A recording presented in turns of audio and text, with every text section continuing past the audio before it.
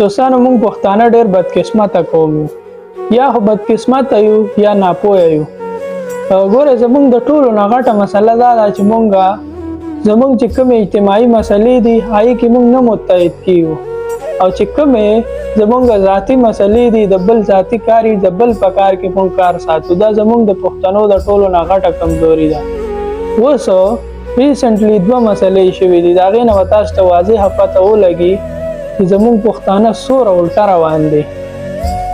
ګوره یوه مسله دا ده چې اوس ریسنټلی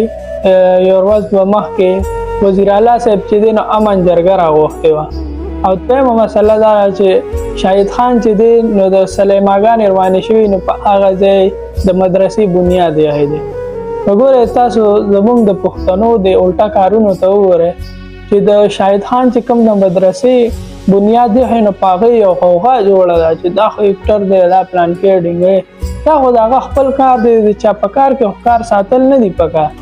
بل طرف ته چې کومه زموږ اجتماعي مسله د امن د هغې دپاره زه ډېر په افسوس سره خبره کوم چې ډېر کسان راغلي دي خو ډېر پکې نه هم دي راغلي، او په هغې کې موږ به یو غټ مثال والو د نیشنل پارټۍ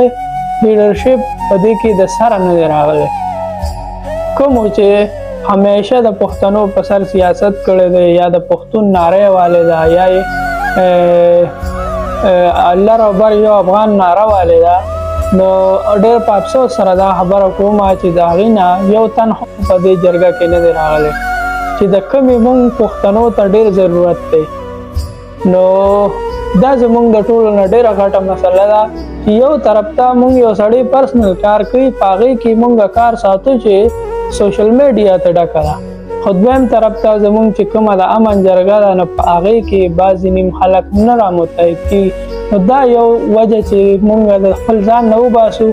نو امید کوم چې موږ پښتونخوا به هم ترقي وکړي او موږ پښتانه به هم ترقي وکړو، خو چې تر کومې موږ دا غټه مسله د خپل ځان نه نه ایستې نو موږ به هم دغسې یو چې په پارټو کې تقسیم شوي یو، نو چې یوه پارټي دغه کړي نو هغې د خپل سیاست دپاره خپله لبه کوي، او دې خوا بل پارټي چې دی خپل سیاست دپاره خپله لبه کوي، خو